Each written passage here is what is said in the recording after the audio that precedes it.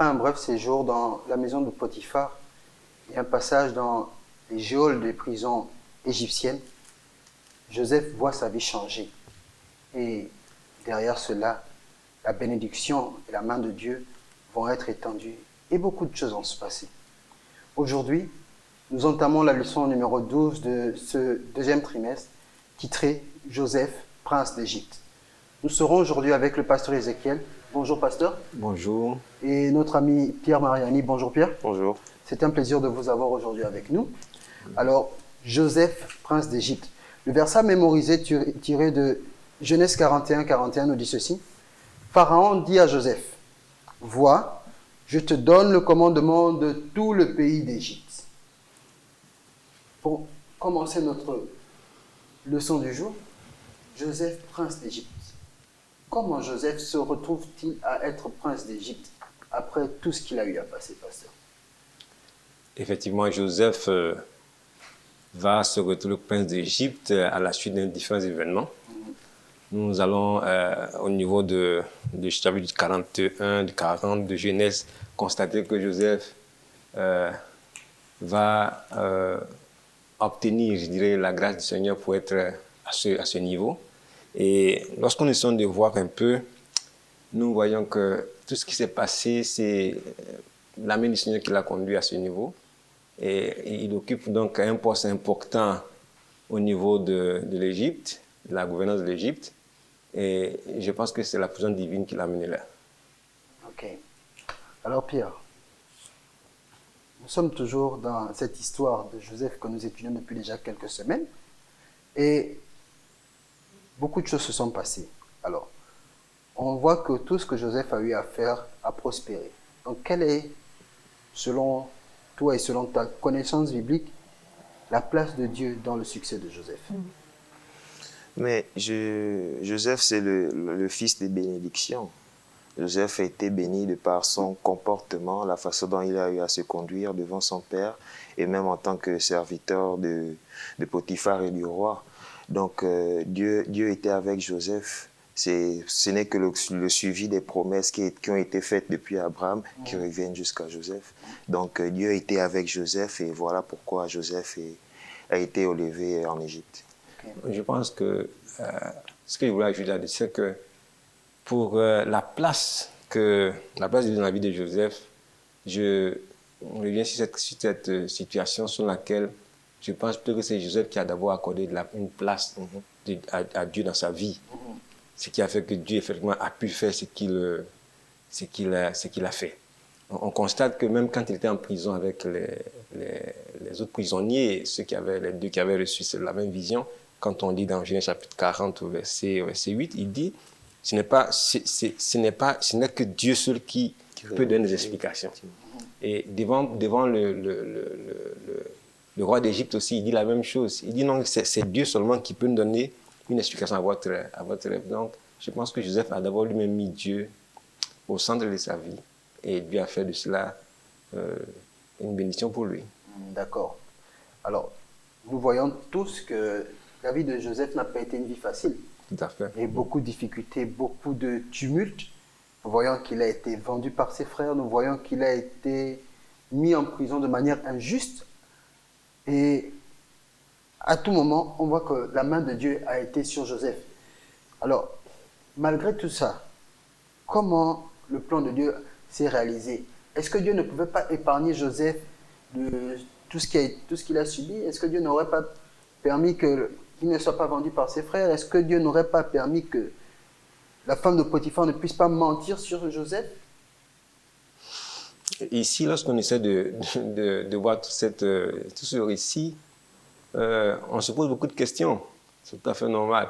Mais ce que je voulais retenir ici, c'est que le Seigneur a ses plans. Et lui seul sait réellement comment est-ce qu'il fait pour progresser les choses. Et nous allons voir qu'à un moment donné, les hommes vont agir autrement. Et le Seigneur va, dans sa patience, même attendre que les hommes fassent ce qu'il veut faire. Et puis après, il agit. Et ici, il va déclencher une série de situations à travers le fait que le papa, donc Jacob, va envoyer ses enfants aller en Égypte pour chercher à manger parce que la famine était en train de sévir sérieusement. Et à partir de là, voilà, bon, les choses ont commencé à changer, à s'améliorer. Donc, je dirais que Dieu a ses plans, mais même que quelquefois il y a des perturbations, c'est comme s'il laisse faire, mais il tue les mêmes situations pour les rendre agréables. On dit toujours que toute chose concourt bien ceux qui aiment Dieu. Et je dirais que ici, effectivement, Dieu met cela en exergue ici, en démontrant qu'il est toujours au contrôle.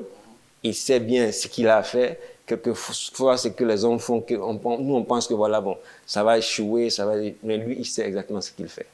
Donc, à ce niveau, je pense que c'est plutôt à Dieu que revient le dernier mot, quoi. Ok, d'accord.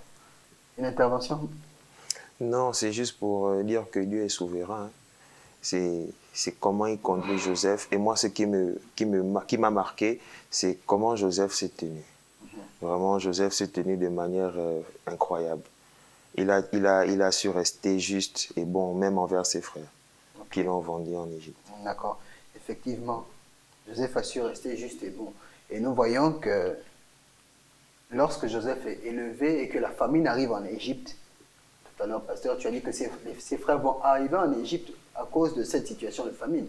Et nous voyons combien de fois Joseph va agir de manière impartiale.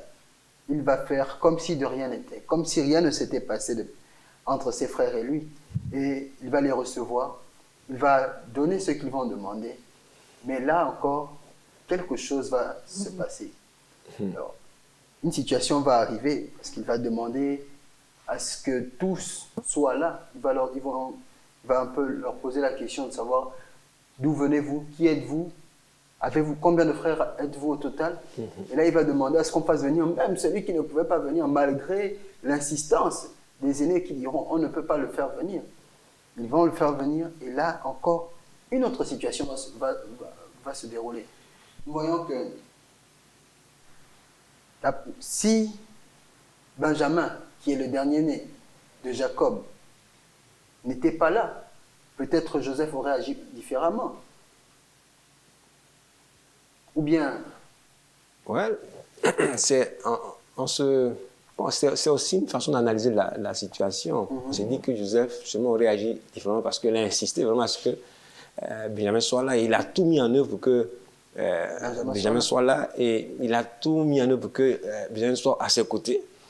Et il a créé même des situations pour que les autres sachent que vraiment Benjamin était quelqu'un de spécial pour lui. Quand même que c'est plus tard qu'ils vont le savoir. Mais est-ce que si Benjamin n'était pas là, les choses allaient être autrement? Il est un peu difficile de dire. Mais je pense que Joseph, je ne suis pas sûr qu'il pourrait garder la rancœur contre ses frères, même à l'absence de Benjamin. Mais je me dis toujours qu'à travers ce que nous avons lu dans la Bible, parce que d'après sa déclaration à la fin, nous voyons qu'effectivement, il s'est mis au-dessus de toutes ces situations. Il s'est mis au-dessus de toutes ces situations. Donc, c'est vrai que l'arrivée de Benjamin était importante pour lui aussi, en tant que son frère d'ailleurs, son petit frère direct. Mais je pense que même sans ça, Joseph demeure toujours quelqu'un de bien. D'accord. Alors, on voit que après l'arrivée de Benjamin, on donne à manger aux frères de Joseph, ils s'en vont. Et l'histoire nous fait comprendre qu'il y a une coupe qui a été mise dans l'un des sacs, dans celui de Benjamin. Bien sûr. Et là, une mise en scène est engagée. Et on voit comment Benjamin est arrêté. Et comment il faut trouver des solutions pour que Benjamin ne soit pas emprisonné. Et là, on va dire que Joseph met ses frères à l'épreuve. Parce que la première fois, il a été vendu sans état d'âme. Personne n'a bronché. Tout le monde l'a laissé partir. Et là, nous voyons que quelque chose va se passer. Nous voyons comment l'un des frères de Joseph va réagir pour éviter que Benjamin puisse rester prisonnier en Égypte. Donc, qu'est-ce que cela nous montre un peu sur la nature ou sur l'état dans lequel les frères de Joseph étaient à ce moment-là? Je pense que ici, les frères de Joseph faisaient tout pour éviter une seconde erreur, qui pourrait même être beaucoup plus catastrophique parce que leur papa leur a déjà fait, cette remarque, comme quoi Benjamin ne pouvait pas aller nulle part. Il a fallu que Judas même s'engage lui-même, il prête un serment qui jure qu'il va revenir avec Benjamin. Et donc repartir sans Benjamin, ça serait une tragédie assez difficile à supporter, déjà pour le papa qui était déjà très vieux d'ailleurs. Et donc, c'était vraiment pour eux un engagement assez difficile et ils devaient tout faire pour entrer avec Benjamin. Même s'il fallait qu'eux-mêmes se sacrifient, même s'il fallait qu'eux-mêmes ils passent par des situations difficiles, mais il fallait tout faire pour que Benjamin ne reste pas. Sinon, envoyer au papa une garantie que vraiment Benjamin est encore en vie. Ok. Alors, Pierre, cette situation, comment en fait ça démontre le changement dans le cœur des frères de Joseph? Au départ, tout partait de la jalousie des frères qui ont qui ont vendu leurs frères. Et au fur et à mesure que l'histoire avance, ils se retrouvent face à quelque chose de compliqué. Parce que Joseph n'était plus le même, ils ne l'ont même pas reconnu. Donc, ils avaient vraiment peur de répéter les mêmes erreurs, comme le pasteur l'a dit. D'autant plus que le papa était déjà âgé, et je crois que c'est Judas qui a pris l'engagement même de, si Benjamin ne revenait pas, qu'il tuait son fils. Voilà, c'est vraiment, il ne voulait plus répéter les mêmes histoires. Donc, je crois que ça va aussi une note de repentance à leur niveau. C'était important pour eux de vraiment éviter un second problème, je dirais. Et donc, c'était important pour eux de vraiment démontrer autant que cela était possible pour eux que le pape pour leur faire confiance. C'était important. Okay. Donc, ils ont tout fait pour gagner la confiance de leur père, mais aussi ils ont tout fait pour éviter qu'une autre tragédie arrive encore dans la famille. Et nous voyons que nous, en tant que chrétiens aujourd'hui, même lorsque nous commettons des erreurs, nous avons la possibilité de nous racheter on va dire, en nous repentant. Et voici une action de repentance qui amène les frères de Joseph à effacer les erreurs passées et améliorer l'avenir. Et on va voir qu'au sortir de là, bien sûr, ce sera la joie pour tout le monde. Parce que nous voyons que, pour finir, il y a des leçons qu'on peut tirer de cette histoire. De grandes leçons. Merci. Et on voit ici qu'il y a une grande leçon d'amour qu'on peut tirer. Parce que Joseph n'a pas tenu rigueur à ses frères. Il y a une grande leçon de foi qu'on peut faire ressortir aussi. Il y a une grande leçon d'espérance. Nous voyons que nous n'avons pas besoin d'être rancuniers vis-à-vis d'un tiers individu pour une tiers action qui a été posée. Parce que comme le pasteur disait tout à l'heure, tout concourt au bien de ceux qui aiment Dieu. Si Joseph n'était pas attaché à Dieu, peut-être que la situation n'aurait pas été la même. Peut-être qu'il aurait eu de la rancune ou de la rancœur à l'égard de ses frères. Alors donc, quelle serait en définitive la leçon que nous aussi nous pourrons tirer ici? C'est la première, je crois peut-être la plus simple, c'est l'humilité précède la gloire. Au travers de l'histoire de Joseph, nous pouvons voir comment la disposition, là, avoir un cœur juste, avoir ce côté-là qui fait toujours de respecter ses aînés, même quand c'est difficile, même quand c'est vraiment compliqué, avoir toujours cette notion de bon sens-là. Donc, pour moi, c'est l'une des leçons fondamentales que j'ai retenues de cette étude. Ce récit sur Joseph, pour moi, renferme beaucoup de leçons. Beaucoup de leçons. Surtout en tant que jeunes, nous devons apprendre à faire beaucoup de choses. Je me dis qu'aujourd'hui, Joseph, dont on parle, il a fait ceci, il a fait cela, il a été bien, on le qualifie de toutes sortes de bonnes choses, mais ça n'a pas été aussi simple que ça. Et ce qu'il a pu réaliser aussi aujourd'hui, enfin, dans ces récits que nous lisons par la grâce du Seigneur, ça a été le fruit d'une vie cultivée pendant un bon moment. Et donc, même en tant que jeunes, si nous ne nous mettons, nous ne consacrons pas réellement à Dieu, il y a beaucoup de choses dans la vie spirituelle que nous ne pourrons pas faire. On peut se dire, bon, ça va aller, ou bien on espère que ça aille, mais si on n'a pas cet engagement, c'est difficile. Je reviens encore sur le cas de Joseph chez Potiphar.